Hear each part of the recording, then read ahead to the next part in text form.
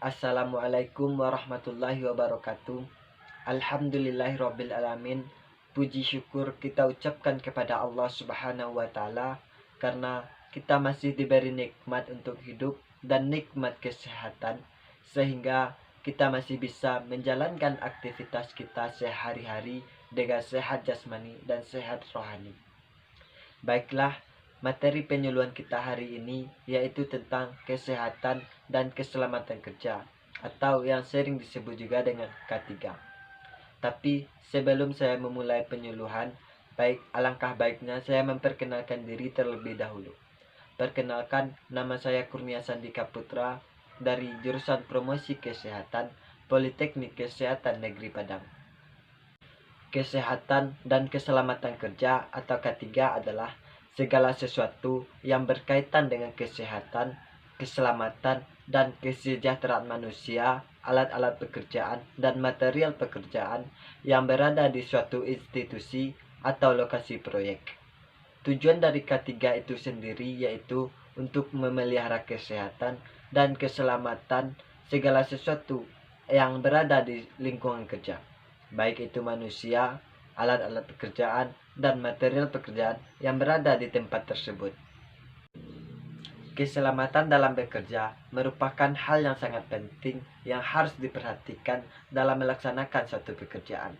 Alangkah baiknya kita lebih memahami tentang teori-teori keselamatan kerja. Banyak di antara para pekerja yang menganggap sepele tentang teori keselamatan kerja ini.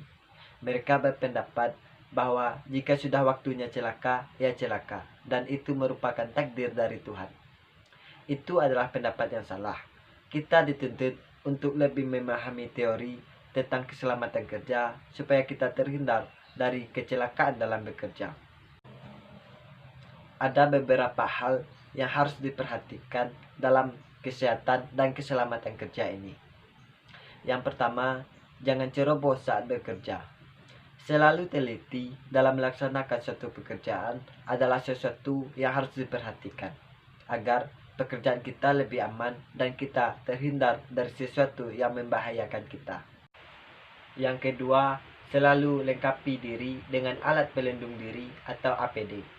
Menggunakan alat pelindung diri atau APD merupakan salah satu tindakan antisipasi terhadap hal negatif yang tidak diinginkan ketika bekerja.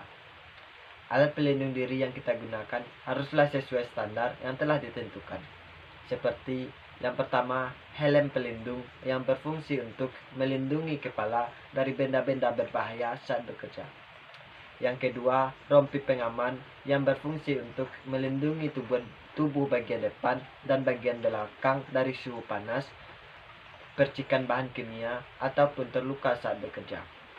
Yang ketiga, masker yang berfungsi untuk melindungi pekerja dari udara yang tidak sehat dan tercemar dari lingkungan tempat bekerja.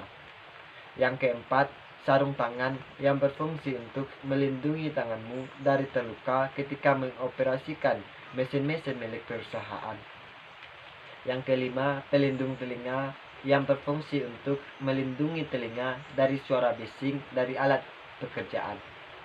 Yang keenam, kacamata pelindung yang berfungsi untuk melindungi matamu dari sinar matahari, debu, dan percikan api yang berpotensi membahayakan mata. Yang ketujuh, sepatu pelindung yang berfungsi untuk melindungi kaki kita dari terluka dan hal-hal yang membahayakan lainnya. Hal yang harus diperhatikan yang ketiga yaitu memahami fungsi alat kerja. Supaya alat-alat yang digunakan dapat bekerja dengan aman dan tidak terjadi kerusakan, sebaiknya pekerja yang mengoperasikan alat tersebut haruslah pekerja yang ahli dan memahami fungsi alat tersebut. Yang keempat, selalu memeriksa alat kerja. Kerap kali, kecelakaan terjadi disebabkan alat yang tidak layak pakai. Hal ini terjadi karena kurangnya ketelitian dan persiapan ketika bekerja. Sebelum bekerja, sebaiknya periksa semua keadaan alat yang ada di sekitar kita. Apabila alat tersebut rusak, maka lebih baik jangan dipakai dan segera ganti alat tersebut dengan alat yang lebih layak pakai dan lebih baru lagi.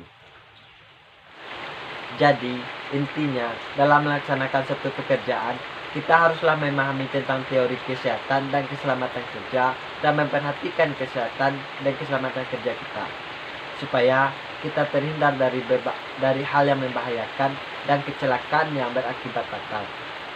Sekian dulu materi penyuluhan kita tentang kesehatan dan keselamatan kerja ini.